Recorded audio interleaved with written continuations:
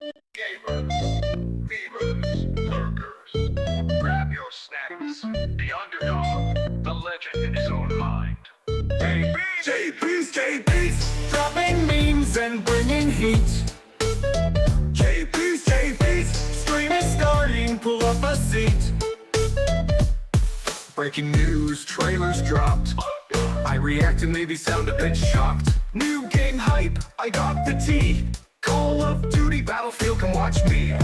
Not a big shot, just starting out, but I'll hype your chat and hype my clout. My aim's kinda bad, my joke's kinda worse, but at least I never stream with rehearse. Jaybeazt, underdog with gamer streak. Jaybeazt, laughs, reacts, chaos you seek. Warning. Jaybeazt, you may mispronounce your favorite game. Please remain calm.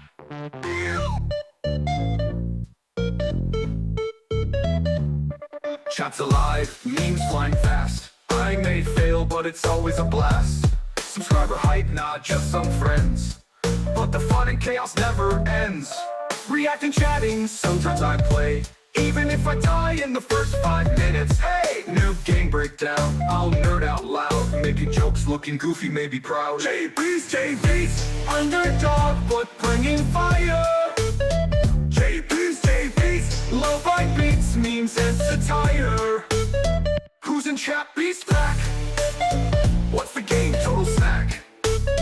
Level up? Maybe not yet, but we laugh, we hype, you won't forget. Achievements, sure, but I miss a lot. Glitches, bugs, rage quits I've caught. But while the pros are flexing loot, I'm here, underdog with style and cute. Streaming news, trailers, reactions too. Sometimes I even know what I'm doing, kinda true. Chat laughs, memes fly, and everyone's hyped. Welcome to Jaybeazt, the underdog is live tonight. Jaybeazt, underdog, chaotic streak. Jaybeazt, gaming news, laughs, you seek. Not a pro, but never weak. Gosh, Jaybeazt may mispronounce your famous pronunciation game, or make you laugh uncontrollably. Stream starting now. The fifth out. What is up, everybody? Welcome to the weekend stream with J Fam, Beast Fam, whatever you guys want to call it. I don't know. Well, it's been an amazing week with lots of news and lots of game trailers dropping from PlayStation, actually. So that's interesting.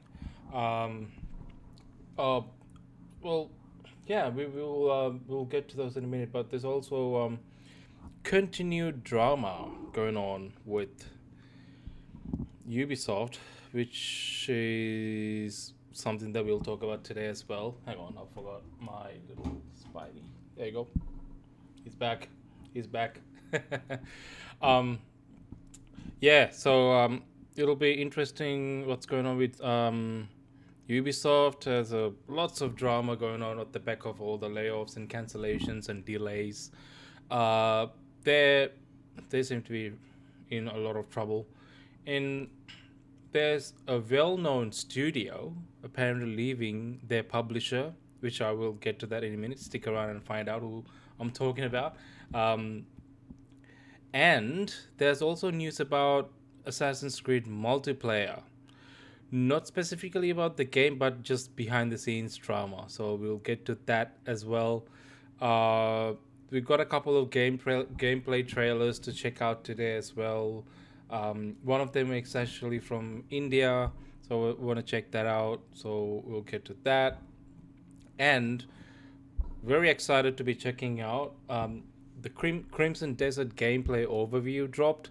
It's showing off all the features of the game. This is really good because we've got a ton of gameplay out there, but haven't really seen anything that showcases all the gameplay features. So I'm excited to check that out with you guys. And what else have we got? We've got some news about Xbox. I don't know if you're interested, but there's some of that. And lastly, there's a game that actually game developers, that we very well know, and they are a partner studio that have been contributing to one of the biggest games of each year because it's an annualized franchise. They are making an RPG. I don't know if you know who I'm talking about, but we'll get to that in a second as well. So we got a fair bit to get through today, and I don't think it'll take.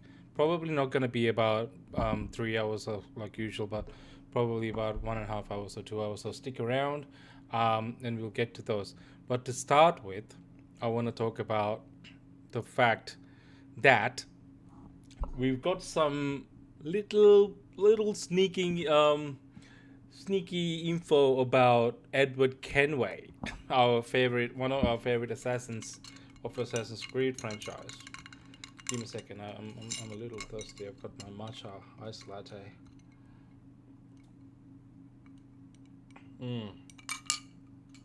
It's a hot day today, man.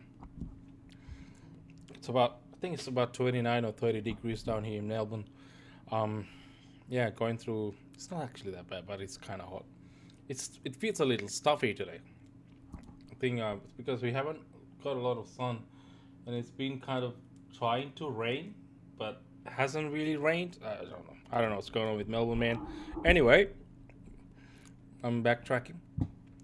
So, yeah, Edward Kenway. So it turns out there are artists out there called Pure Arts. These guys actually make really detailed figurines, usually for like video games, right? And if you've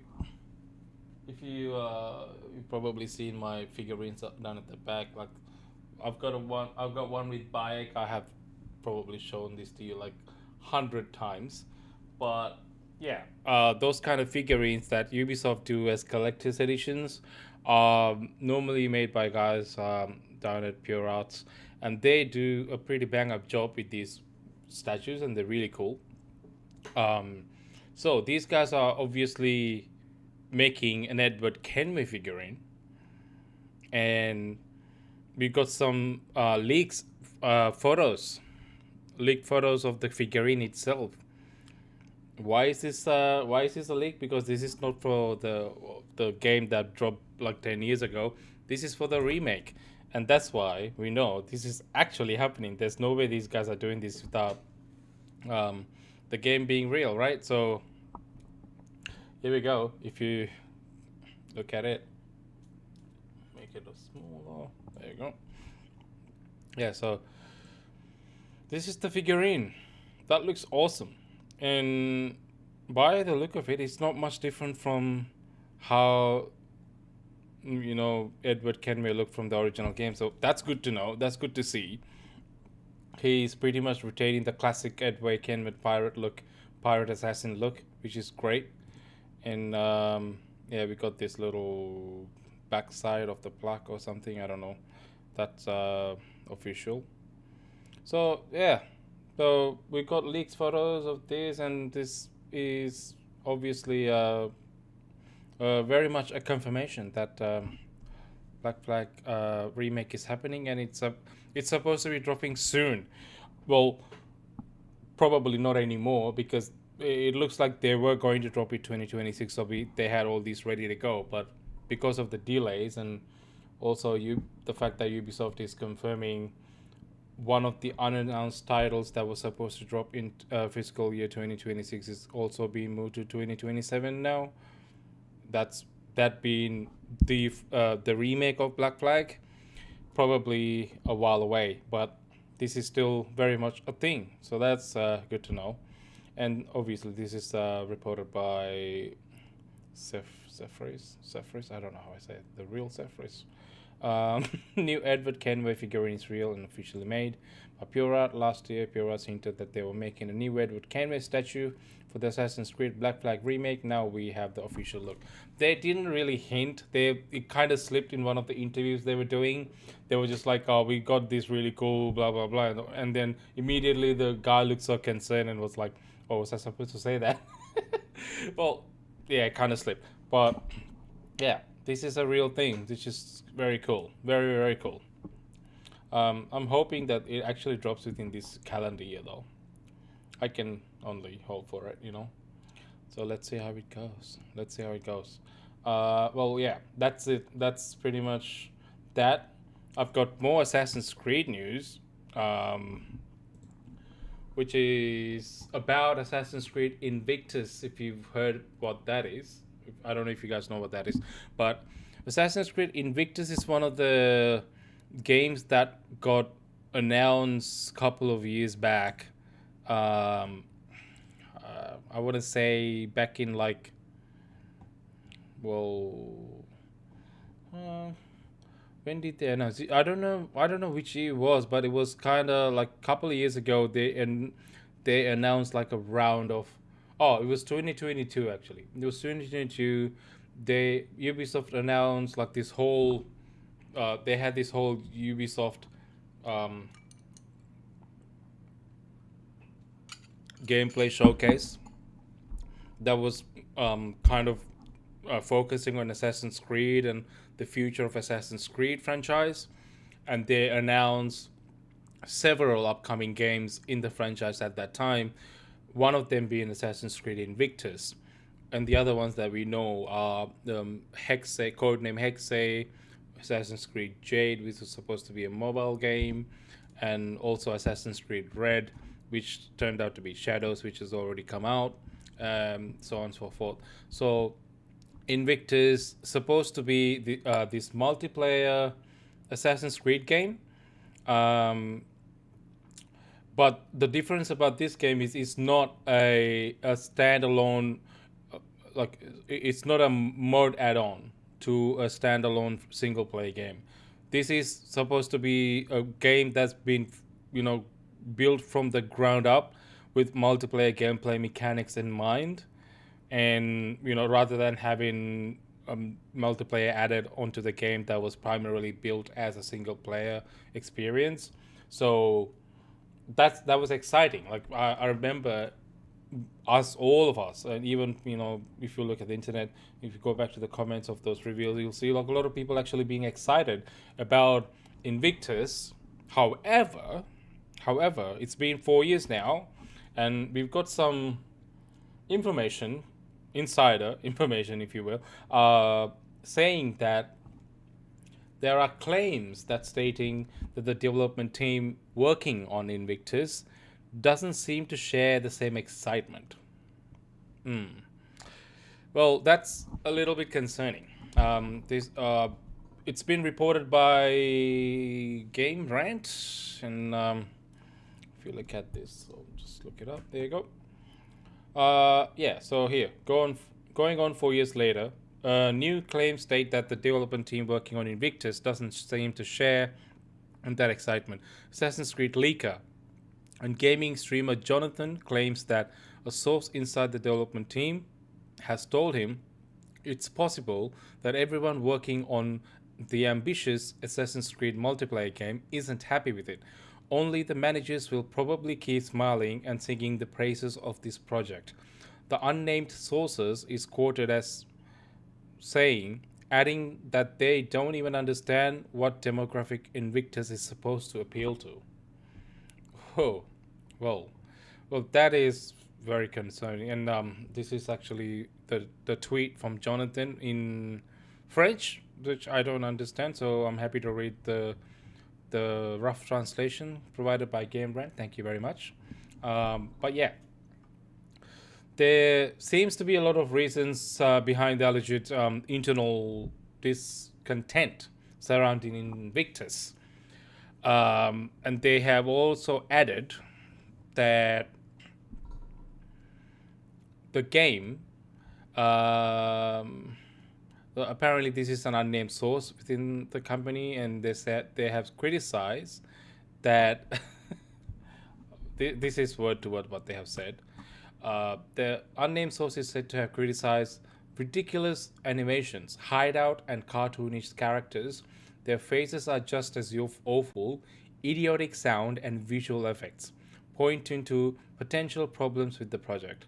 The source was also dismayed with the reported inclusion of combat arenas as one of the game's features, which sounds like a big departure from Assassin's Creed games' traditionally stealth first style gameplay. Well, no shit, Sherlock. That does not sound like anything Assassin's Creed would be like as anything Assassin's Creed related, you know? But yeah. Oh, hello, Seaworthy Yoda. Welcome to the stream, my friend. Um, yeah, Ollie would definitely love this. Yeah, he probably would.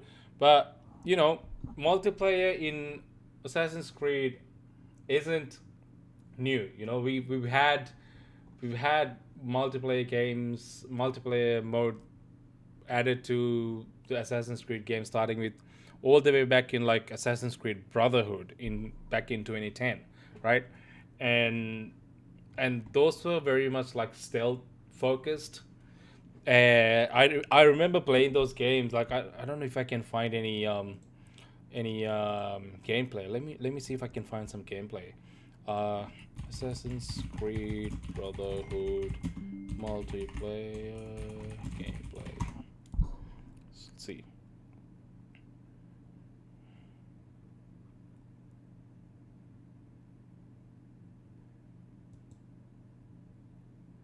Yeah, yeah. I think this was one of those. Yeah, I think there you go. So this is back in Brotherhood days, and it was very much focused on multiplayer. Sorry, stealth focused multiplayer, and I don't know. I can't really remember all this, but it's been a while, man. But essentially, you had to stay hidden and you had to assassinate targets, and you have to kind of blend into the NPCs walking around and pretend to be another NPC essentially. And if you just like you know give yourself away, there are other assassins in the mix that could recognize you as an actual real player and come and assassinate you, and you get a point. So it's essentially it's kind of like team deathmatch with stealth assassinations. That's what it was, and it was actually really really cool because you had to really nail the art of pretending to be an NPC in the game if you want to make it to the top. If you just run around like a little headless chicken, as you can see, look at this guy. He's just pretending to be like an NPC. He's like walking instead of running, and he's trying to figure out who the other real players are because everyone's trying to blend in. That's the game. So I really loved playing this, and it was actually amazing back in the day. I felt so good playing this, and I really hope to see an evolution of this game. But they dropped it off. I think all the way up until maybe Unity. I don't know, maybe Unity or before that. They kept adding these online modes, but then eventually they dropped it off and stopped focusing on those multiplayer components for the games, and it completely dropped off when they essentially revamped the entire, overhauled the entire Assassin's Creed formula, starting with Origins. So it's good. It was good to see that they were working on a multiplayer focused Assassin's Creed game, and we all thought that it would actually be going back to the old roots of having assassins, trying to play an assassin, stealth modes and stealth assassinations and stuff like that. We all thought that would be the case, but by the look of this, it doesn't sound like that's what they're doing with the game, and there's no wonder. Well, the developers are kind of mad at it. Like, if you look at like what are they saying? They're saying ridiculous animations, hideouts, and cartoonish characters, idiotic sound and visual effects. Yeah, and the inclusion of combat arenas. Yeah, I don't know. Like, I don't think that sounds like Assassin's Creed online that we knew. So yeah, I don't know. There's more to the story. To give some backstory, Jonathan has long been a critic of Invictus, and his release of this new information seems to align with many of the doubts he had previously expressed about the upcoming game. In late 2024, the leak reported that Invictus would follow a format similar to Fall Guys. Mediatronics. Fall Guys? What? What? Okay, Mediatronics hit 2020. Okay, in that report, Jonathan had mentioned Invictus would include a variety of 16-player knockout matches, including free-for-all, deathmatch, and parkour speed. Yeah, no, no, nah. Okay, I don't know. I don't. Okay, first of all, like they're claiming these to be insider information, but nothing is obviously confirmed. So always take all of these leaks with a grain of salt. I'm just reporting on this stuff, but this could be like complete bullshit. So we don't know. But um, if any of this is true, Assassin's Creed Invictus is not off to a great start, and that's really unfortunate because I was hoping it to be, return to the roots and would be a really fun addition to the Assassin's Creed franchise. But yeah, I don't know, man. Yeah, Ubisoft seems to be making the worst decisions a gaming company could make over and over and one after the other to keep putting themselves in trouble. So I wouldn't be surprised if it is actually true, given the fact that even after the seven major games delays and 6 games cancelled and 2 studios laid off just weeks ago, they're still saying that they want to focus on games as a service experiences, which is essentially online multiplayer games. Yeah, they have so many great IP sitting on them that are really cut out for open world games, narrative driven games, but they focus on these bullshit. So yeah, I don't know what they're doing, man. I don't know what they're doing. But yeah, this is another Ubisoft drama that is unfolding as we speak, and it doesn't seem like it's going away anytime soon, because um, because we've got more news about not Assassin's Creed, Ubisoft. After all those layoffs and cancellations, there's still a lot of drama going on, and the next development in Ubisoft is that employees are voting to strike against all the proposed layoffs, and they're literally walking out. They're literally walking out the building. So, yeah, that's also happening as well.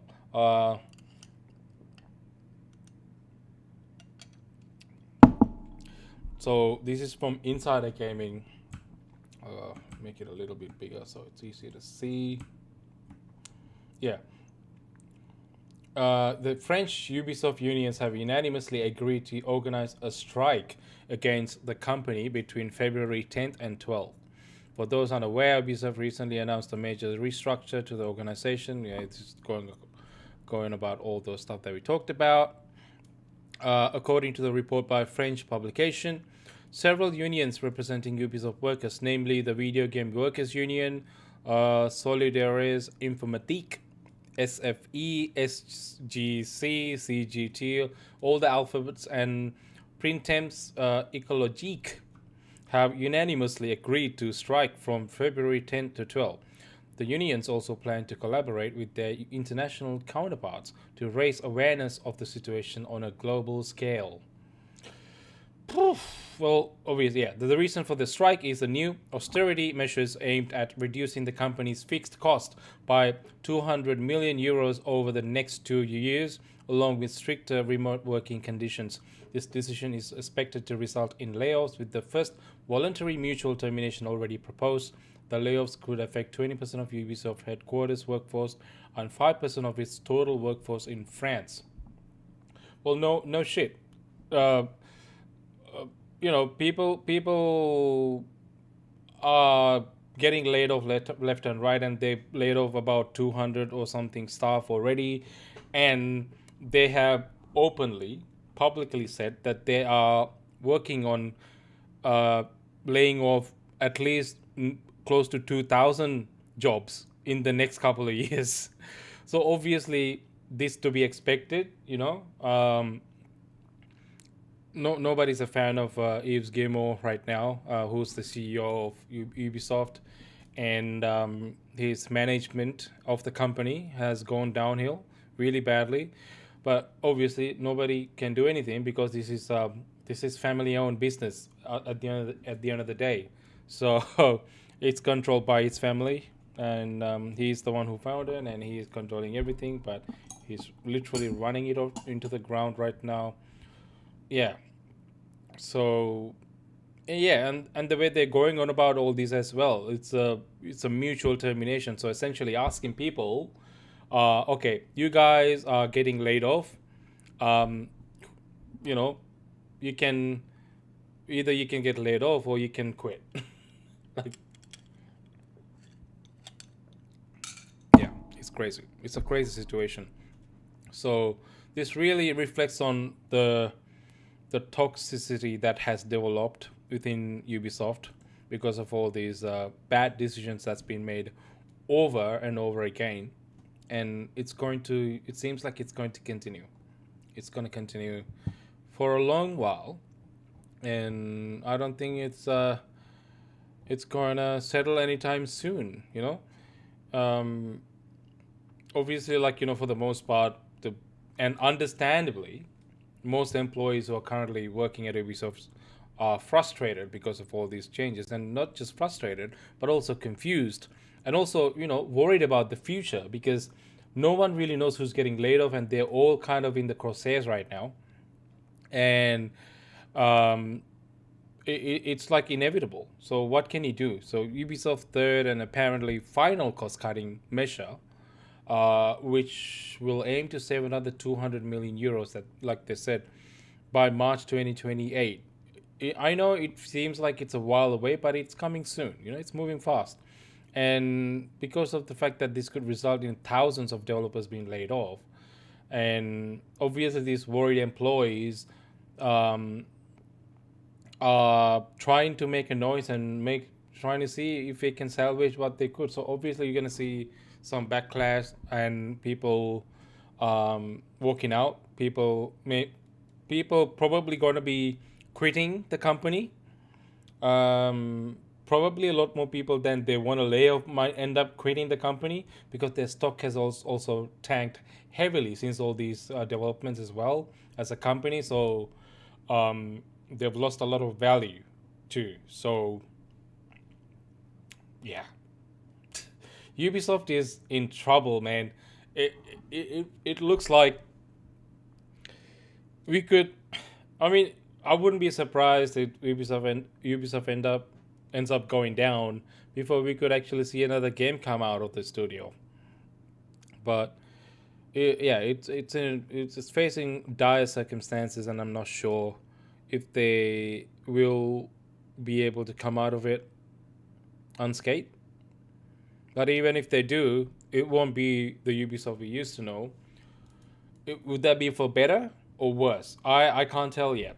I really cannot tell because I don't know who's deciding what, but they're going to be losing a lot of talent and money. So, yeah, unfortunate, man. Unfortunate.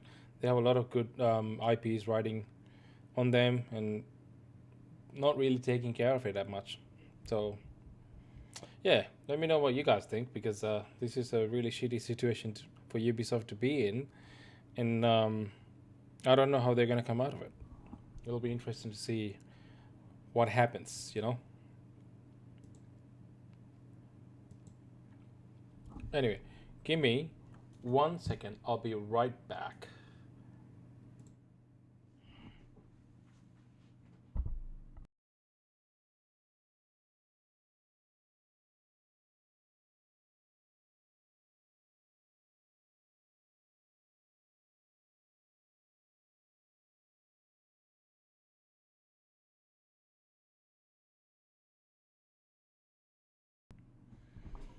Okay, I'm back. Well, I do have a few gameplay trailers that I wanna bring your attention to. But before I do that, I want to talk about our favorite game studio company. Maybe not favorite, but do you guys remember Builder Rocket Boy? We talked about this a lot back when Mind's Eye was coming out, and there was a lot of drama involving Builder Rocket Boy.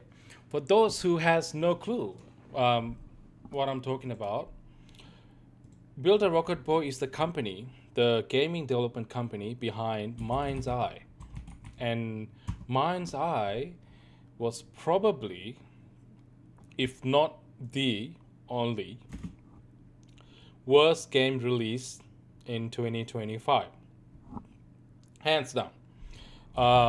It was a hot garbage of a mess, and it just it wasn't any good. It really wasn't. This is that game, and don't get me wrong, it looked pretty good as a game. They managed to make it look pretty okay for the most part, but the game was absolutely littered with game breaking bugs, and there's a lot of performance issues. But if it was just performance issues, it would have been okay. But the game was actually pretty bad in terms of gameplay as well. So it looked like they cooked it halfway and just kind of released it, hoping it would stick. That's what it felt like. It had a pretty decent story, but it was kind of held back by pretty mid gameplay. Not even mid. It's actually lower than mid, and just nonsensical game mechanics and all that. It just didn't make sense. It just felt like some of the ideas were kind of like mushed in together, trying to make a cohesive game, but it just didn't land. That's what it felt like.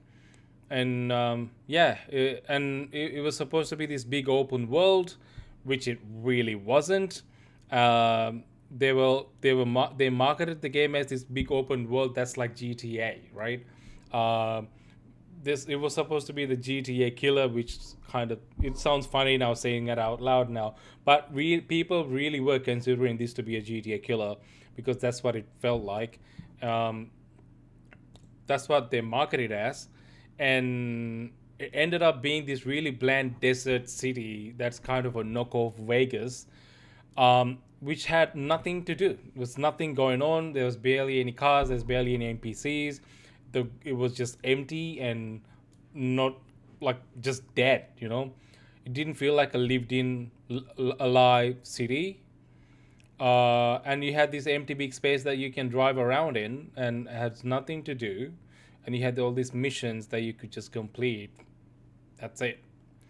So yeah, it was pretty bad. It was pretty bad, and it had a lot of backlash, and it was mostly negative reviews, and it bombed hard. And this was really hyped at the time because the guy behind the game was actually who worked on GTA back in the day, Leslie Benzies. We've talked about him. We love him here over here. Leslie Benzies founded this Builder Rocket Boy. He co-founded it, and then he had this game release. But it just didn't work out. And while the whole release was happening, there was a lot of concerns about his management style and how he's like a hard ass, and he's not really kind to his employees and all that shit as well. So it turns out most of those claims turned out to be actually true as well, which really sucks because it turns like he was really building a toxic culture within the company with his bad management style. And like, yeah, it was really toxic, it turns out. So it makes sense the game didn't pan out well, and people were kind of forced to crunch on the game too, which is not a good look. So all that aside, while after the game launched, they kind of went quiet. They're like, okay, yeah, we accept the defeat.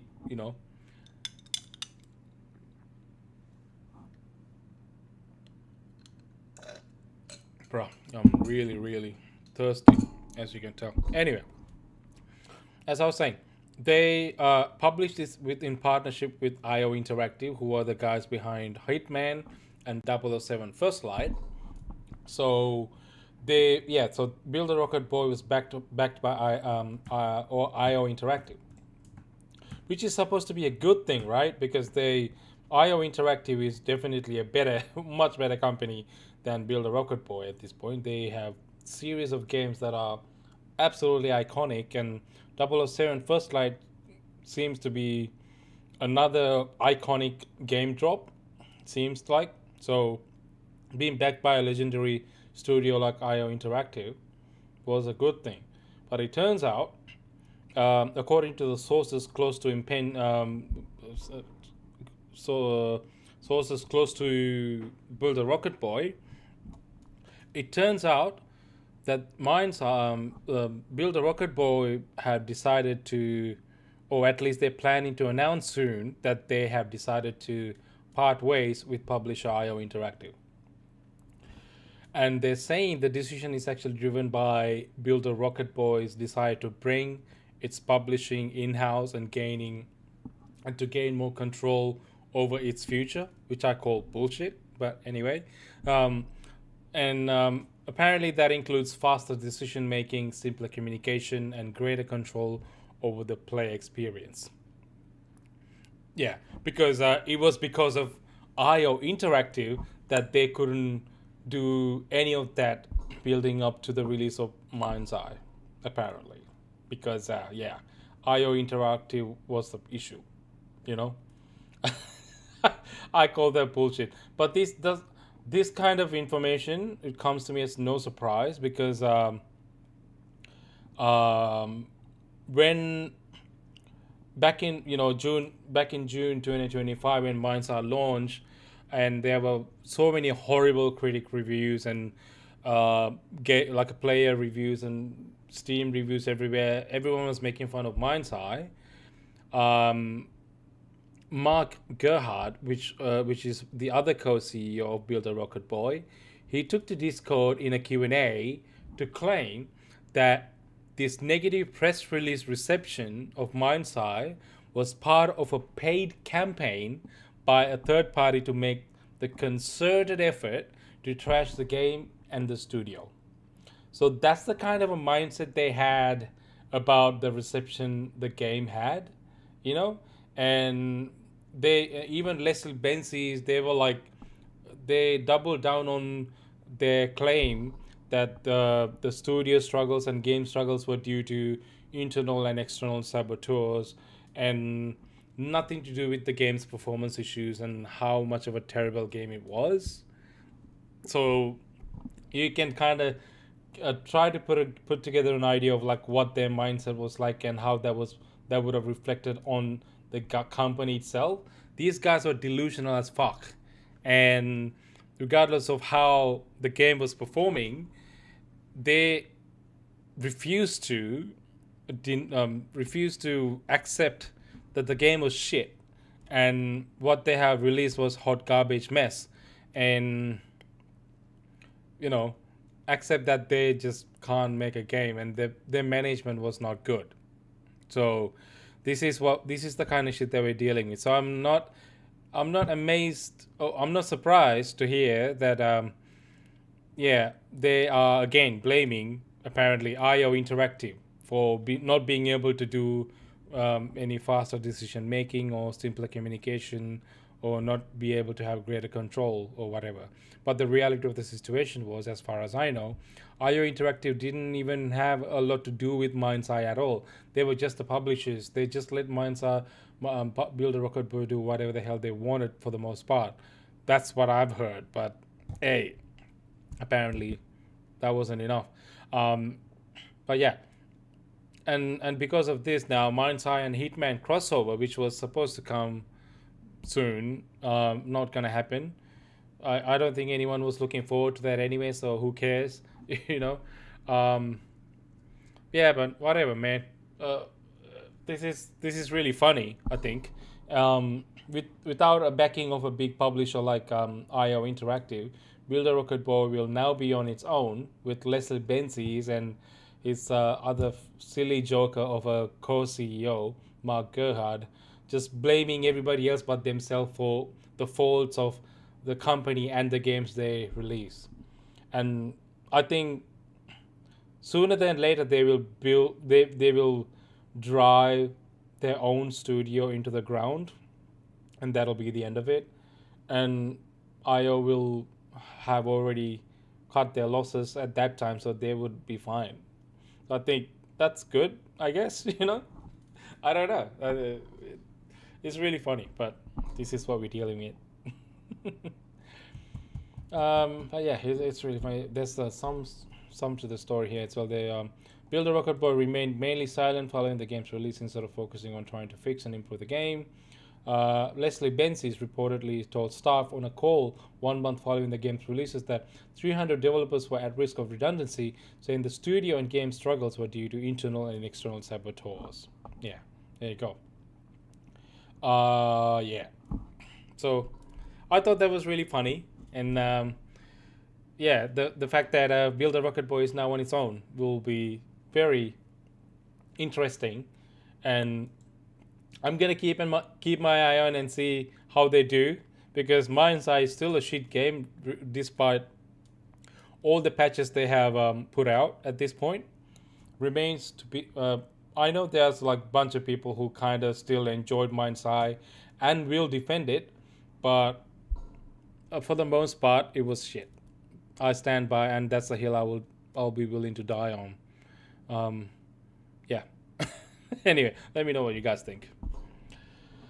Uh, well, speaking of Mind's Eye, let's talk a little bit about GTA 6, because we know that it's not coming anytime soon.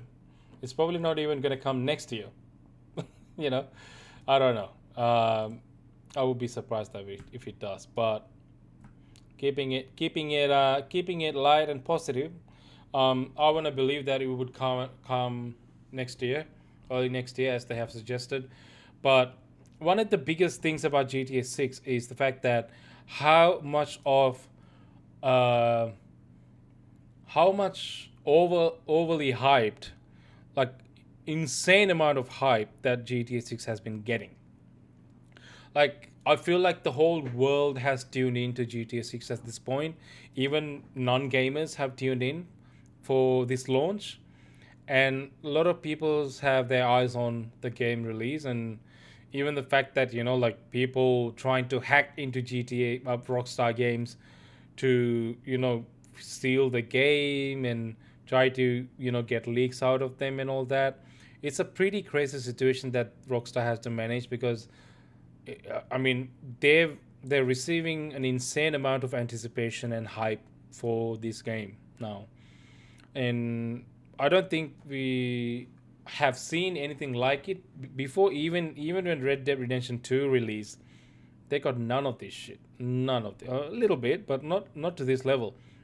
Even back in GTA 5 release, it wasn't as this. I mean, all these games that they have released have become so good to the point they built up this hype towards the release of GTA 6. Also because of the fact that GTA 6 is coming after like so long after GTA 5 has launched. GTA 5 release dates. When did that launch? Yeah, 2013. September 2013 is when GTA 5 released. So it's been such a long time. So the hype is real for GTA 6, right? So because of this not unexpected, but this one of a kind situation that Rockstar is dealing with, they have decided to launch the GTA 6. First of all, firstly, GTA 6 will only be launching on consoles at first, and then PC version coming later. We don't even know a date for PC version yet, but it's coming to PlayStation 5 and Xbox first. And because of the state of GTA 6 and the anticipation of it, they will not be having a physical edition at launch. They have decided. And I know what you might be thinking, like what the fuck, like why are we not giving the choice of a physical version at launch for people who just want to buy the physical disc? This is purely to avoid any leaks, because they do not want anyone leaking the game weeks and days before the actual launch, which will 100% would happen if they do the physical version. Because we had this situation happen to Assassin's Creed Shadows, and that wasn't even that hyped. you know Assassin's Creed Shadows physical copy leaked like a week and a half or 2 weeks before the actual launch date, because somebody found out where the actual physical copies were stored in like EB Games or GameStop storage, and just took a copy out and just leaked it. He just played it and then leaked the gameplay footage. That's what that's the chances of this happening is very high now, because people are always looking into this now and on the lookout for all these highly anticipated games. And this wasn't like, for a time this wasn't an issue. Like even even when they come into the stores, like all these physical copies, they're actually marked as something else, so people don't even know what's in those boxes usually until the day of the release, until like other than one or two people higher up in the stores, right? But that doesn't stop from people sneaking and taking a peek on those boxes and finding out what's actually in it. Not nobody can stop you from doing that if you're one of the workers of those stores. So this could really, um, we can't. I mean, if it happened to Shadows, it's definitely going to happen to GTA 6. So I think it's a good measure that they're taking. It does suck. It does suck. Like I would have preferred to get a physical disc version of GTA 6, but it is annoying, and it makes sense that they have to take this step in order to avoid any leaks. Um, yeah. So what do you guys think about Rockstar skipping the physical edition for GTA 6 to avoid leaks? Do you think that's the right thing to do, or do you think that's they could have just done better measures to ensure the logistics are safer and secure, and still delivered physical discs at launch? What do you think?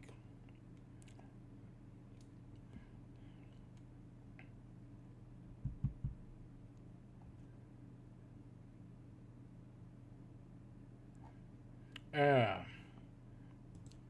okay. Mm. Okay, so I have some high guard news, guys. We just played high guard like a couple of days ago at launch, on Tuesday actually, and one of the main gripes I had with the game is the fact that it didn't have, um, I don't know. I don't know if you're still tuning into the stream, but we we played this together, and one of the biggest things that we wanted change in the game was having more players on the ground. It was a 3v3 siege, and that was the only option that you could play at launch, and you just couldn't, like, it's three player versus three player, and in this big massive empty map, and most of the time you barely run into any one of them, because you got three people running around that you need to take care of, and it wasn't a very fun experience, to say the least, actually. So one of the things that we suggested that they do is, hang on. Deal with it. Here we are. Okay. This is because of you. Oh, oops. All right. Yeah, I'm just putting on the gameplay here. Yeah. So if you see, yeah, this is essentially the gameplay from last week, And yeah, we were just saying how, like, once you get into the base, you have more chances to come across these guys and take care of them. And the other thing is, you have 6 lives each per person. You have 6 lives each, and once you die 6 times, you're done. You're done. That's one thing. And the other thing is, yeah, you only got 3 versus 3 players, and that's pretty much it.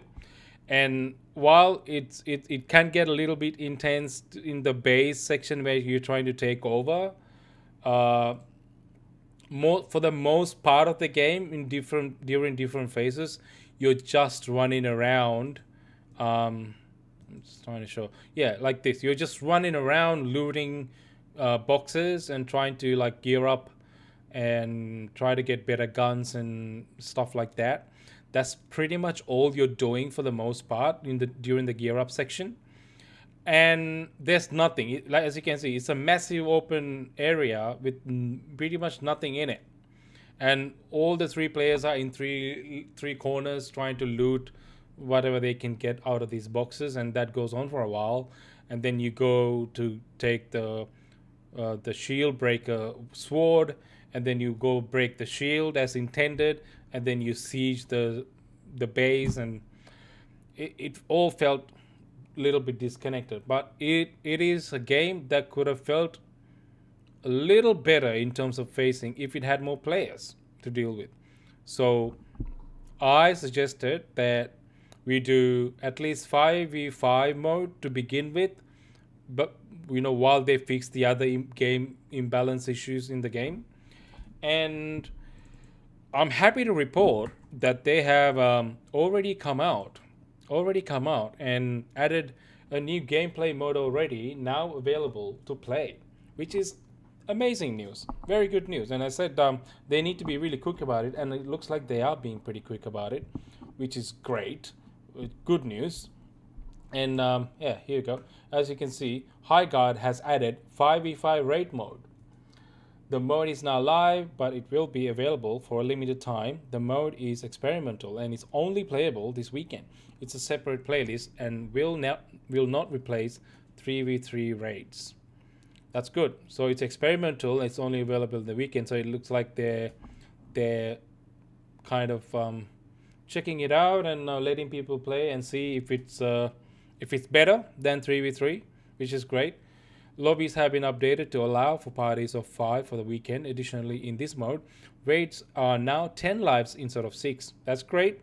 And respawns are slightly longer to allow for generators to be planted or diffused.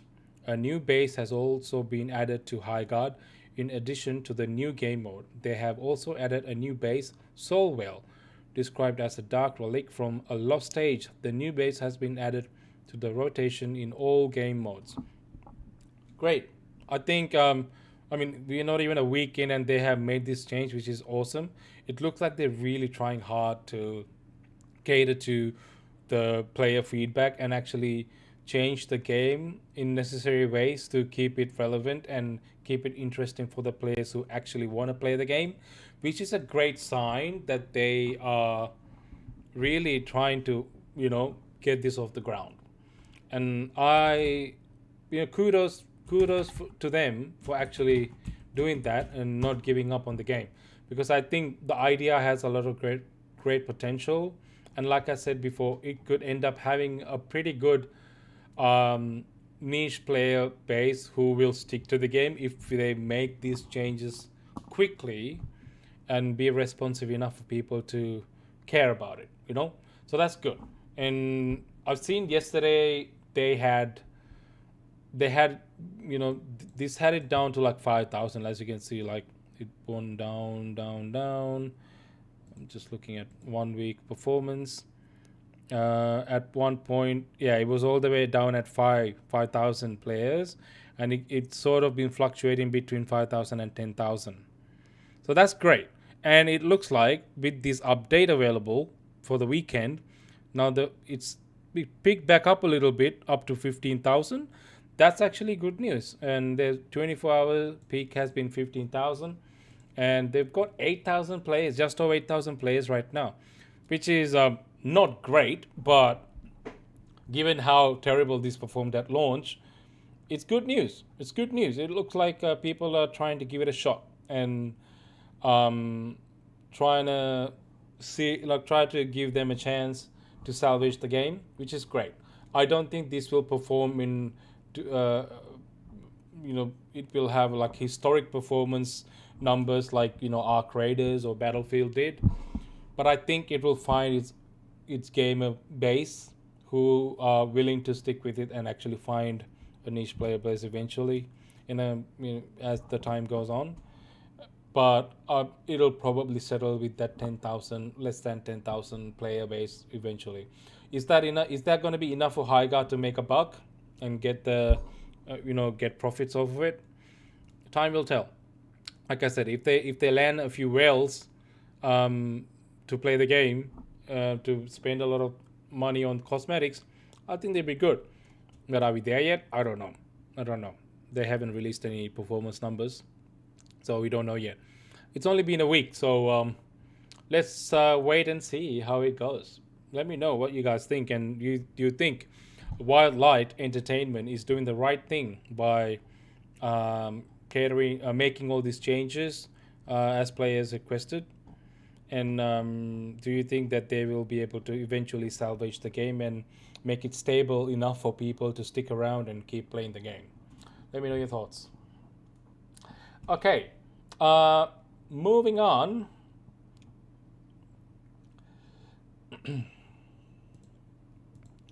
I have some surprising news about a game developer studio who has been developing a very very well-known game over the past few years, for the better part of the decade actually. They are shifting genres, and they are now apparently developing an action RPG with a deep lore, it's claimed. It's none other than Sledgehammer Games. I know.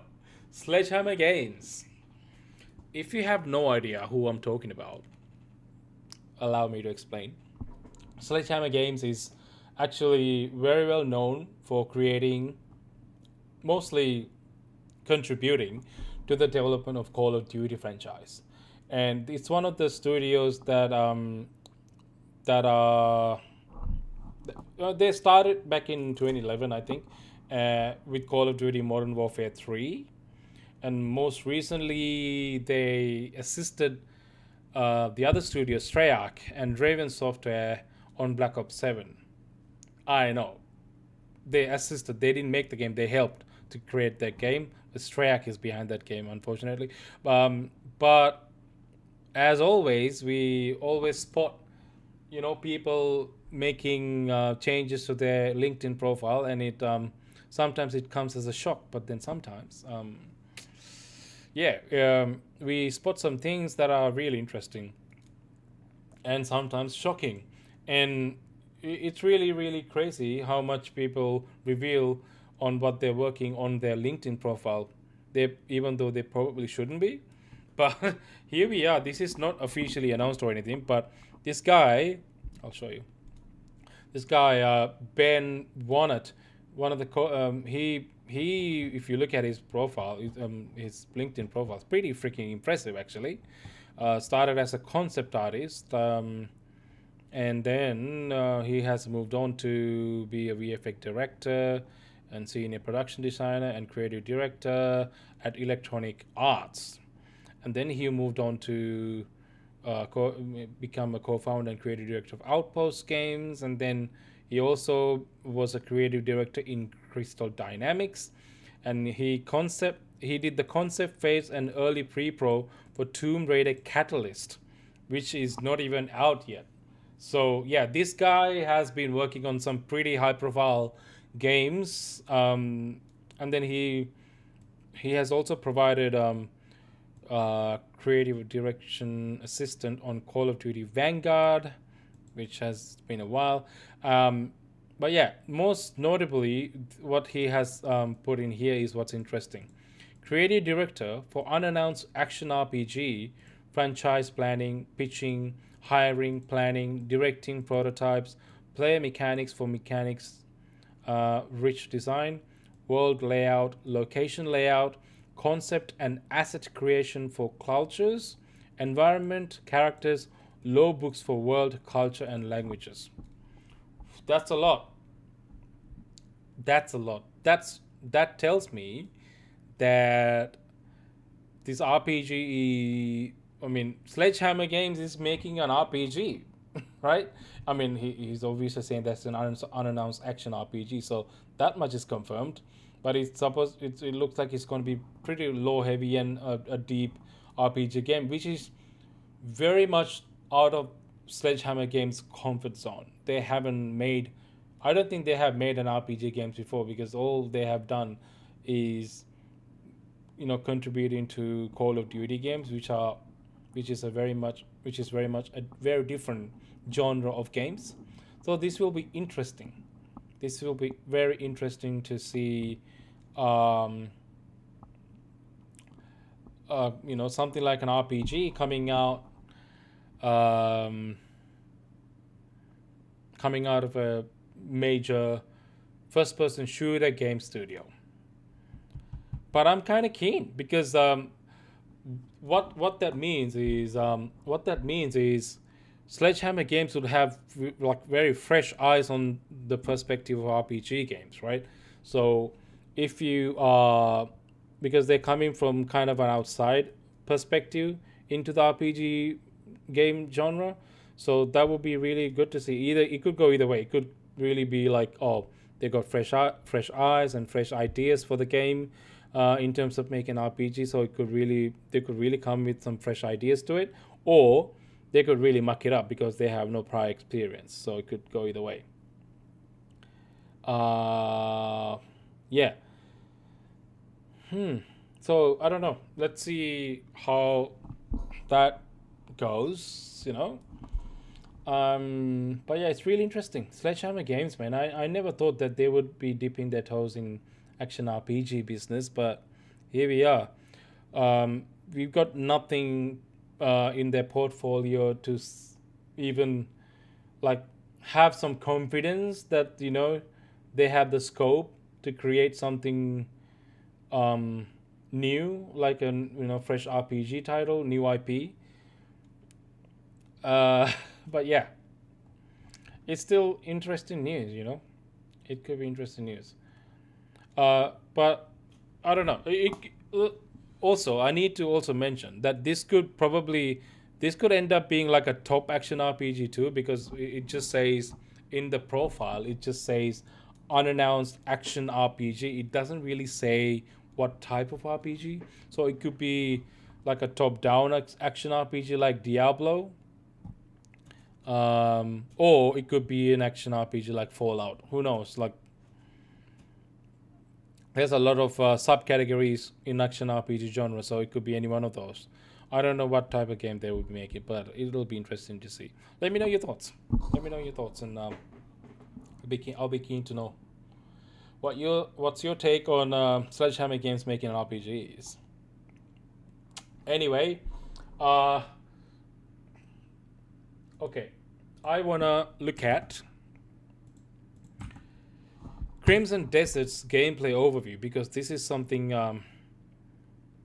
I saw pop out yesterday and I wanted to look at it, but I refrained from looking at it because I want to check it out during the live stream. So let's go. This is the features overview for Crimson Desert. The reason why I'm excited to check it out is because we are finally getting a dedicated video from Pearl Abyss showing off the gameplay features. We've got ton of gameplay for Crimson Desert, yes, true, lots of boss fights and all that, but we haven't really seen like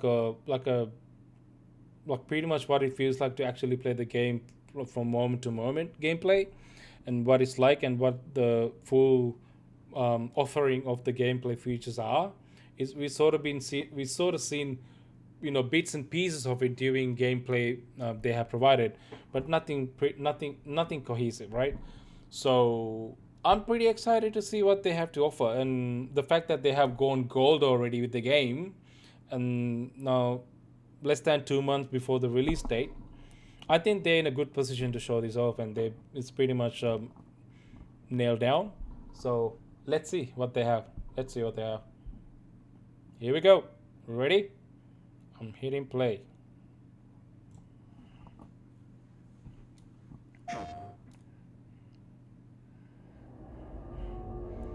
Crimson Desert. Oh yeah, baby. Hello everyone. Welcome to the first Crimson Desert Features overview video. Look at that. That looks massive. In this series, we'll be sharing information about several gameplay features and providing a look into what you can expect when you step into the world of Crimson Desert. This looks great, Today, man. we'll cover our main protagonist Cliff and his story, as well as the open world where your journey will take place. All right, let's go. This is the continent of Pywell, a seamless open world filled with natural Look at how beauty. big that is. Here you'll find both vast wilderness stretching as far as the eye can see, and bustling cities inhabited by residents from all Just give me walks some of Witcher life. vibes, bro. As you explore, you may also come across ancient ruins and more just waiting to be discovered. Hang on a second. Did you see that little bush thingy moving? Is that like a little animal? Look at this one. Okay, you can't probably see. Hang on, let me just move this to the side.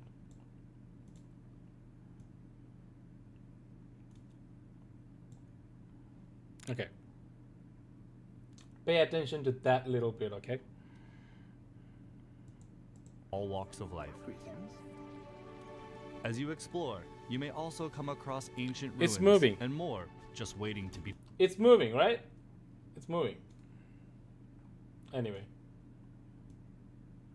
Back here. Let me make it a little bit smaller. There you go. Alright, let's go. Discovered. But for all its beauty, danger lurks in all corners. Rival factions clash in deadly conflicts. Hostile forces roam the lands. And high above, in the realm known as the Abyss, a growing mystical imbalance threatens to push the world toward chaos. This is where you step in. Got some Breath of the Wild Take these wings. vibe to it too. It's time a compliment. to return.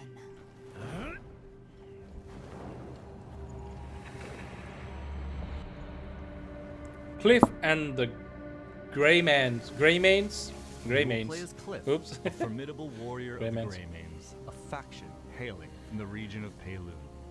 Renowned for their commitment to peace, the Greymanes have long fought for their homeland's unity and protected the innocent. To Cliff, his fellow Greymanes are family in all but name, and he has fought with them side by side, determined to preserve unity in their lands. Rest well. But we first join Cliff in the days after that peace is shattered. Oh, okay. Gian has fallen.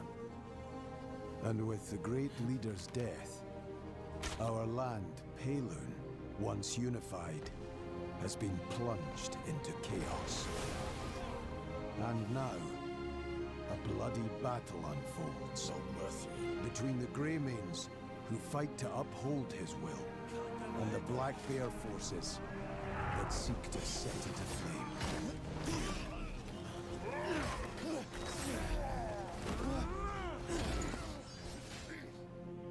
Looks great.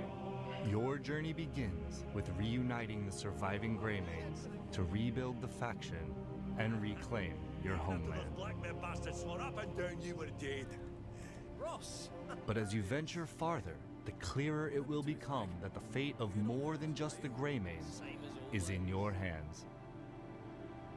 Forces of greed and malice wreak havoc across the continent, while a far greater threat emerges.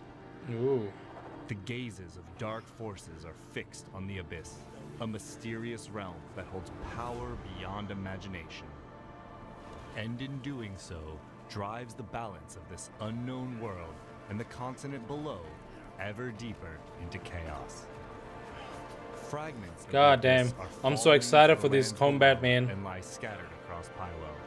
Defeating those that seek to use these remnants and restoring the abyss's broken balance will be an important part of your journey. Hell yeah. The abyss holds what the world itself will contain. Which is why they plot to open the gate. What's behind it? Pure power. Raw and untamed. The moment it is claimed by a single hand, ruin Yeah. is sure to follow. I'll tell you what though, this game so far I have seen has very interesting boss fights.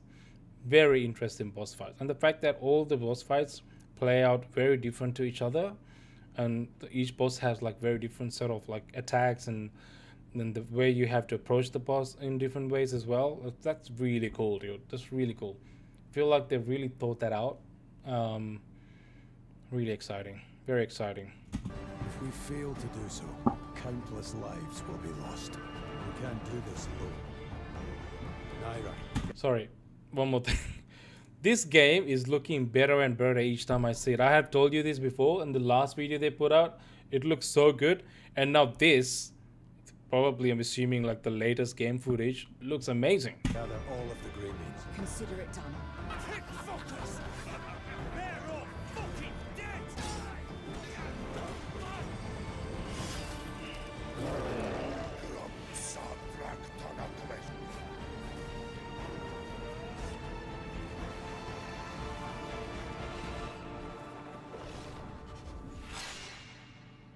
Lots of particles. Pywell. The story of Crimson Desert centers on Cliff, This way. How's the situation? but as his tale unfolds, 2 new playable characters will come to join your journey. Playable As characters. these characters become available, you will be able to freely explore Pywell and undertake many quests outside the main story with them. Oh, that is new. I didn't see that coming. You have more than one playable character that you can explore the world with. When they said new playable characters, I thought, okay, maybe like it's mission based. Like, you know how in Witcher 3 you can play as Ciri in some missions? But you can... looks like you can actually explore the world as these characters too. That's amazing, dude. I don't know how that works. Very cool. Each character has their own combat style, as well as unique skills and weapons, allowing you to experience the world and its battles in different ways. That's cool.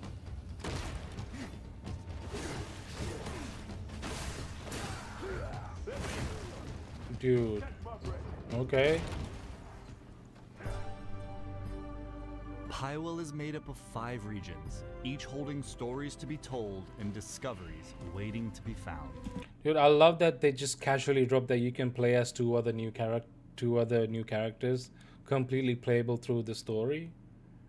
Like they just casually dropped it and move on. Okay, cool. But does that mean that you have to manage like 3 different inventories and all that as well? Like, you know, the stuff together. I wonder how that works.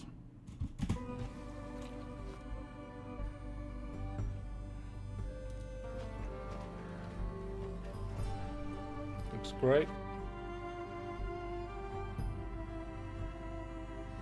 The setting really gives me Witcher 3 vibes. Just loving it.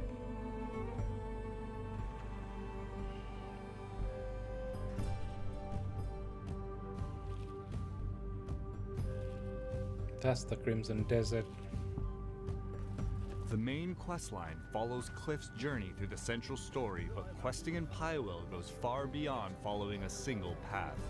The continent is full of other tales, interesting encounters, and hidden challenges that all shape your adventure, and you're free to take them on in any order you choose. Ooh, that's Many the of map. Pywell's quests revolve around the factions, houses, and organizations of Pywell. Some of these quests are grand, with large-scale objectives like reclaiming fortresses and taking on formidable foes. Yep. Do you know how to drive a wagon? Would you take the reins and get me to the Is he train? wearing a cowboy hat? While others are quieter, requiring you to help residents with everyday tasks. Cool. From the outset, some factions will be friendly and may give you missions. The Bleed Bandits are raising an army of their Is own. that the Red Baron? And worse still, they've stolen the family spear manual. My son Graham went to reclaim it, but he's gone silent. With the rest of my men serving the Duke, I find myself in need of your aid. Others, however, are hostile forces who are residing in Roothold. or occupying the area. Roothold, originally under the jurisdiction of House Celeste, is currently blockaded, under siege by the invading forces of Gwen Kraber. The area will be liberated once Gwen Kraber and Kraber's soldiers are defeated. Okay.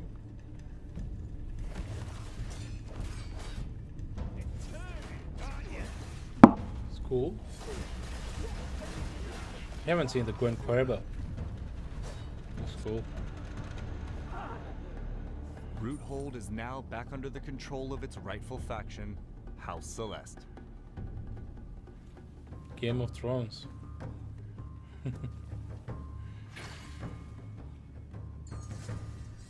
Dude, Enemy force would this what like Game of Thrones Crossroads would have been? Like if it was an actual proper good game? Like, you know, controlling factions and stuff like that? That would have been cool, right? Anyway, moving on. forces have withdrawn, and the region will now be safe to travel. In other liberated locations, the homes of rightful residents may be restored. Is that a tomb? That's a tomb. Rewards for faction quests will be helpful in your character progression. From meeting new merchants to receiving equipment for your journey and gaining access to resources like lumber, stone, and other materials you'll need to rebuild the Greymane's home.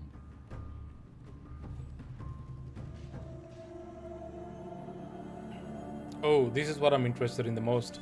Exploring. Whoa. In Pywell, exploration is more than travel.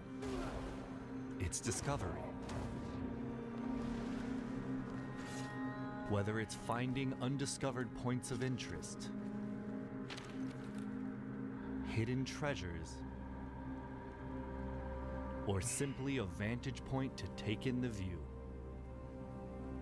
there is much that will draw your curiosity to wander.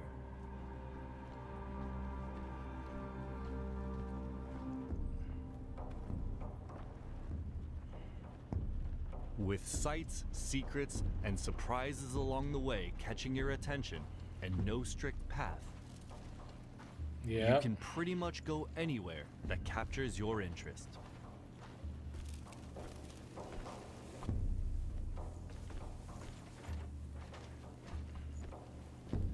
Okay. A trusty steed provides reliable travel, but Cliff himself can climb and even glide across distances. Damn. I'm really loving this movement system in this game, man. It's very versatile. Very cool. Whoa. Further into your journey, you'll also gain access to a missile-firing mech Damn. and a dragon that will allow you to soar high above the world. What else do you On want? your journey, you will meet a wide variety of the continent's inhabitants as part of everyday life in Pywell. Amongst them, hostile factions and enemies each present their own threats, from well-trained soldiers and sorcerers to ferocious beasts and machines Man, that will test imagine like fucking blocking little rocket projectiles with a shield and a sword. That's badass. your combat skill and adaptability. And for those seeking a different kind of challenge, Pywell holds many mysteries. Shit. Looks From like there's a ancient lot to do. mechanisms hidden in forgotten ruins to enigmatic puzzles, each rewarding keen observation and problem solving.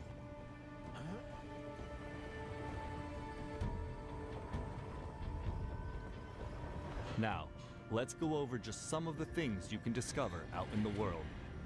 The Oh. Abyss is a mysterious realm brimming with secrets and untold power. Its influence stretches far beyond its own borders, spilling into the lands of Pywell. Oh, Fragments have fallen to the world below and lie scattered across the that's continent. cool. And discovering these remnants will be an important part of your journey.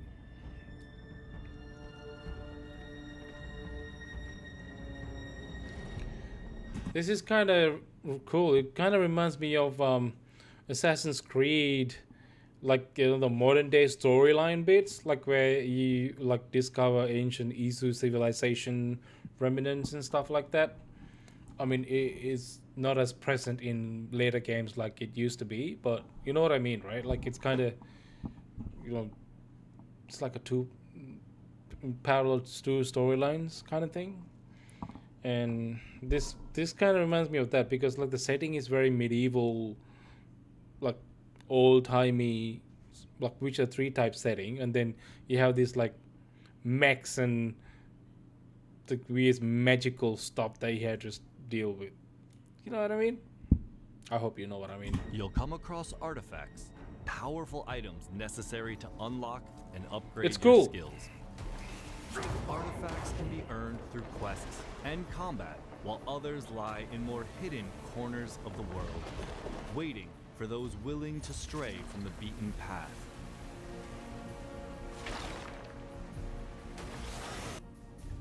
Traces of the Abyss you discover will open up fast travel locations, making it easier to revisit and explore the areas of Pywell you've discovered.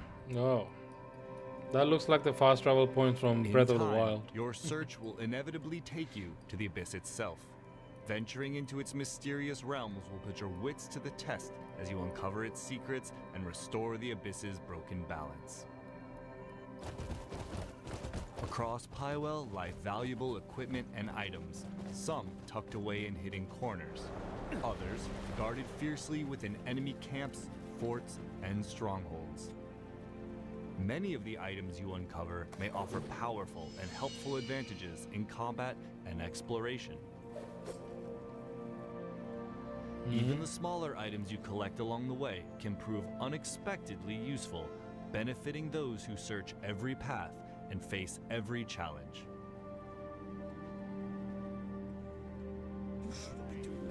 The world of Pywell is rich with knowledge waiting to be uncovered, from knowledge Whoa. about its We got inhabitants and crocodiles. wildlife to skills, items, and more. This information can be acquired in many ways, by interacting with characters and objects, exploring new areas, and even observing from afar. The knowledge you gather may provide clues to completing Okay. quests, Fishing confirmed. You can fish. open paths to acquiring new skills, or offer That is a ridiculous outfit. I love it. I love it. acquiring new skills, or offer helpful guidance.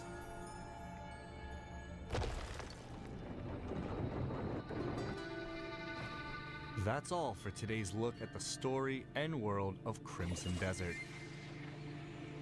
In the future, we'll be highlighting combat, progression, and life in Pywell, so stay tuned. Thanks for Cool. watching, and we'll see you More again. videos to come. Nice. The horse riding, horse animation is a little stiff and weird though. I don't know if it's just me.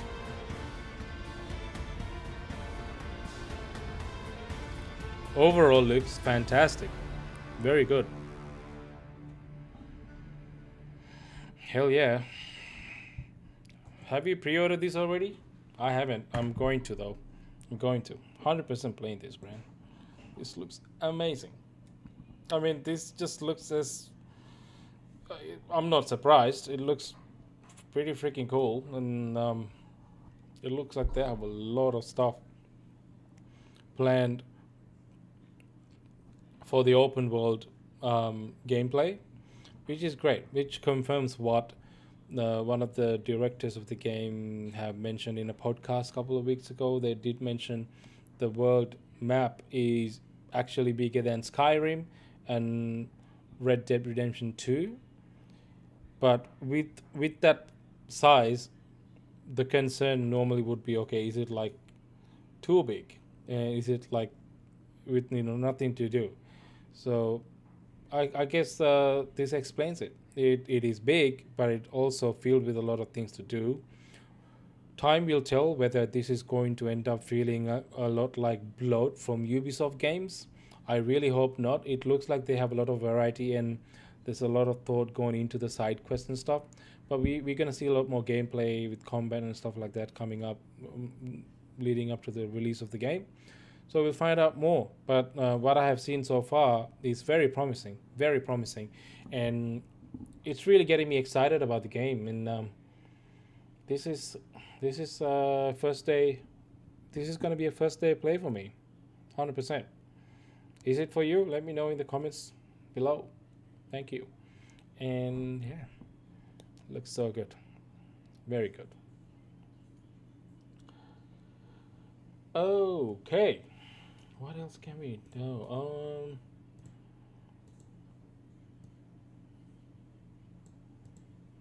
There's a new Chinese game that has dropped couple of days ago. This is another game from the East, and I want to know what you guys think. China Hero Project.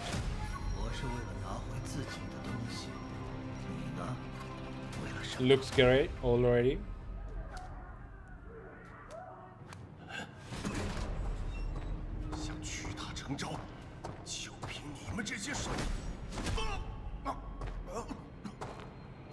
Dark. 写忠诚兵马司副使，窝藏要犯，勾连逆党，将名册藏在书房的暗格，又借礼佛的名头传递密信。最后一幅缝在肚皮内，内容是：好一个明察秋毫。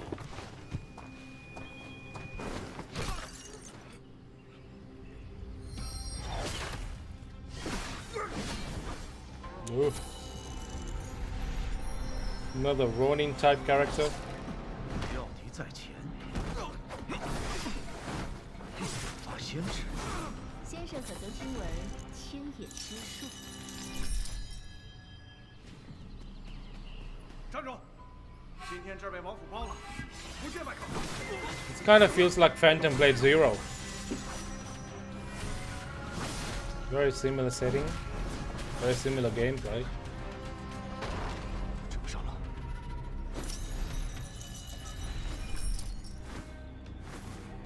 Oh. Stealth. 王爷有时就回府，咱们怎么还在这当值啊？哎，别乱说。What did he do? 大人，家的令牌。 Very smooth. I don't know if that translates well into the gameplay though. Looks cool. He's an assassin. 未曾想到，当年跑船的脚夫，如今竟已如此。还不止如此。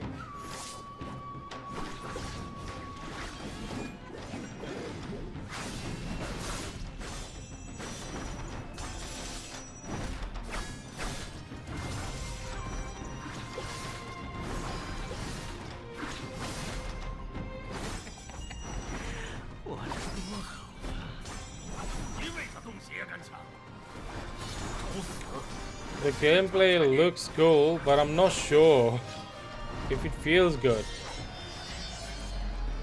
There's some level of jankiness I'm seeing a little bit.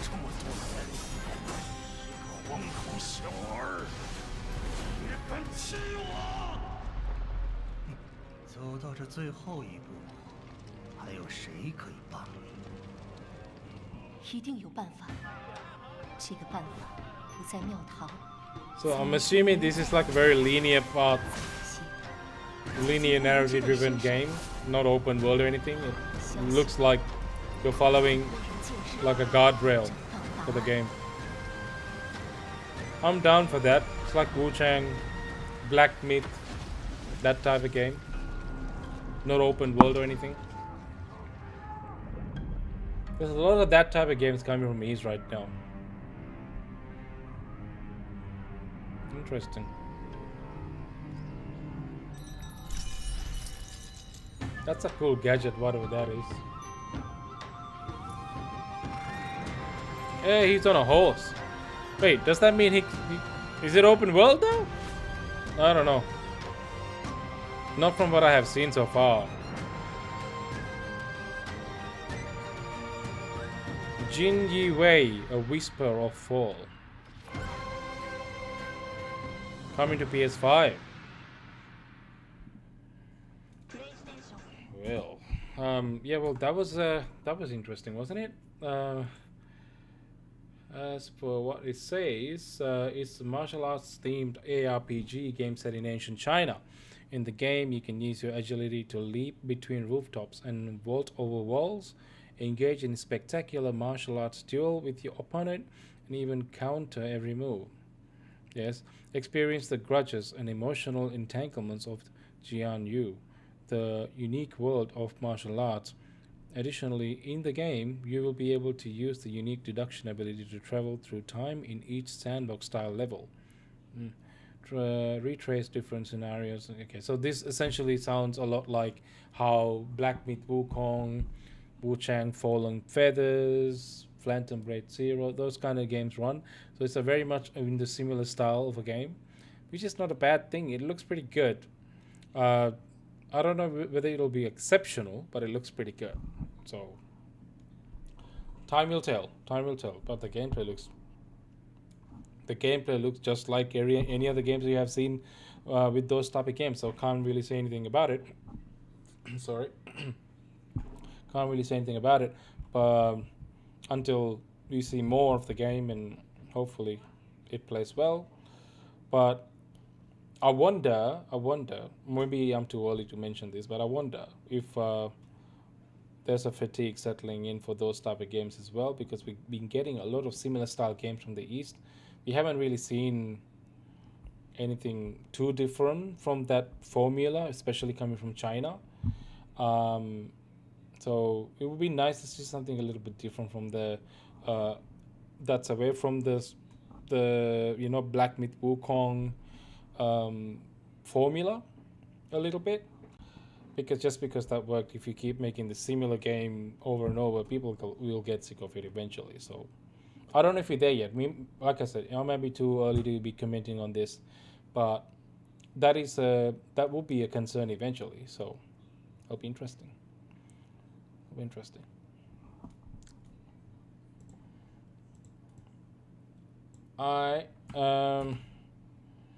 There's one more game that I want to check out. It's a horror game set in Kerala. Kerala as in one of the... it's a setting... sorry, it's in India. So this is a game from India. Kerala is, I think, a state or a suburb or area in India. And this game is set in there. South India, I believe. And... this is actually set in 1980s, so that's an interesting setting, and it's a horror game.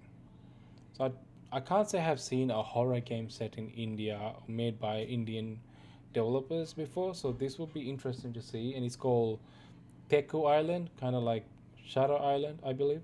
So let's check it out and see what it's like. This is a reveal trailer.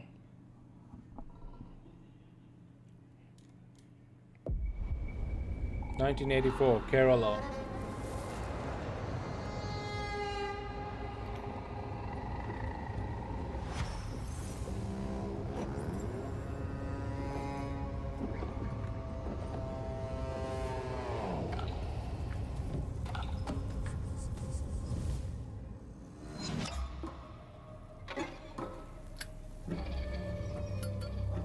Okay.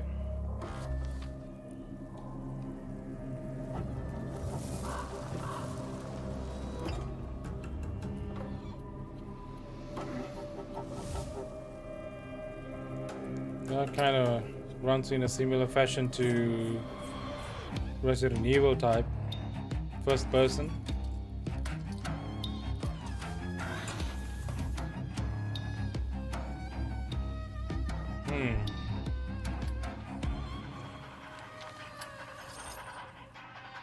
It's probably an indie game by the look of it.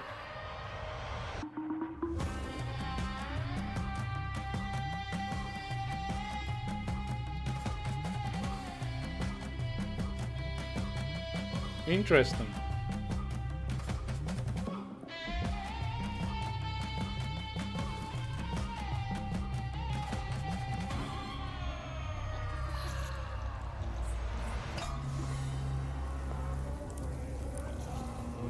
Sorry, this is very cool because it looks like they're learning heavily into the Indian lore of, like, you know, ghosts and stuff like that, which is very different to what you used to or know in from, you know, the West. And also it's kind of like, you know, the Japanese ghost lore and myths and legends that you hear. It's very different to what you normally know as like Western ghost lore, similar to India as well. So like I think that's pretty cool. They're exploring that.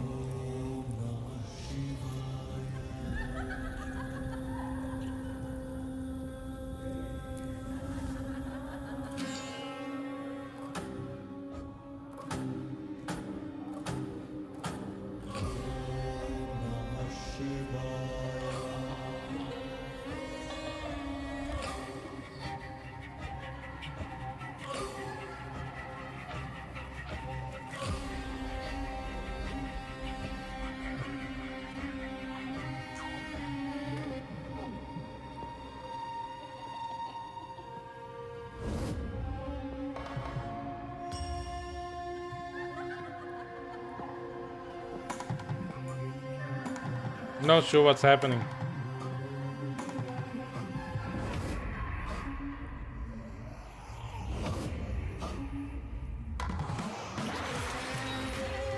Okay. Very cool. February 2026. Oh shit. It's coming soon. That's coming very soon. Okay. I didn't realize it's coming this soon. But yeah, I don't know. The game looks okay. I feel like it's suffering a little bit from texture quality details. The textures are fine, but the texture quality itself seems a little bit lower from what I've seen from the footage. Not sure what that means.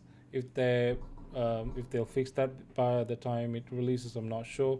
If the character models have like weird texture details that are like kind of low res, don't like that. Other than that, it looks like it's plays like a bit of a psychological horror first person, similar to what you've seen from recent Resident Evil games. We're gonna see how it goes. It looks like they're leaning heavily into the Indian myths and legends of the ghost and horror stories, which is cool, and I'm keen to explore that. But I want to see a little bit more gameplay, kind of moment to moment gameplay a little bit, before I decide whether this is worth your time or my time. But for now, I'm happy to keep it in my radar and see how it goes. It is coming very soon if the February 2026 date is true. But yeah, check it out and see if this is something you like. It seems like this is only coming to Steam. So yeah, and it looks like it is an indie game as well. It's not made by a big studio or anything, so I can excuse the little shortcomings that you can expect from games like this. But yeah, let's see. Anyway, I think I'll wrap it up now. Yeah, I think that's it. That's all I wanted to cover. If there's anything really interesting pop out, I might actually do a short stream during the week. I'm not sure. I haven't decided if we have a lot to cover. But other than that, if that doesn't happen, I'll probably see you guys next Saturday in the same at the same time in the same stream. So please tune in. And if you missed this, you can always watch this on YouTube. And thank you for everybody who's checking this out on YouTube and leaving comments and engaging. I really appreciate you all. And yeah, and I just also want to mention that we hit 200 subscribers on YouTube, which is fantastic. And I want to thank you all for staying with me through this journey of, starting this channel. It's been just over 6 months now, which is amazing. And yeah, just supporting me and checking out my content and staying with me. I really appreciate you all. Just want to thank you all. And yeah, just let's keep going. And we've got a long way to go. This is just the beginning. So yeah, thank you. You're the reason why I do this, and also because I love talking about games. And I hope to keep doing it. And yeah, I'll see you guys next week. And until then, enjoy the rest of the weekend, and also next week. I'll see you soon. Bye-bye. Alright, time to paradise. The underdog's logging off. Baby! Thanks for hanging out for laughs, memes, and gaming clout. Even if I tripped, lost, or failed, you stuck around and that prevailed. We checked trailers, spilled the tea, mispronounced a game or three. Call of Duty fails, oh that's me, but the chat laughed along, pure victory. Grab your snacks, hydrate up, don't fall asleep. I'll be back soon with news to peep. The underdog may stumble, trip, or rage, but you're the legends who fill my stage.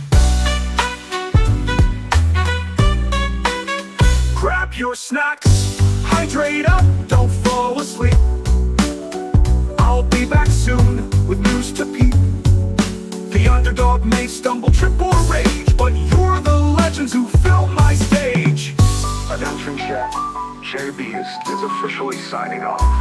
He may try to explain the plot of a game he hasn't played, argue with NPCs about story choices, or get stuck in the tutorial forever. And if someone says something wild in chat, he might go, "Oh mate, don't say that!" Thanks for surviving the chaos, laughing at my fails, and pretending my Call of Duty aim is fine. Catch you next time, same underdog energy, less chaos, maybe.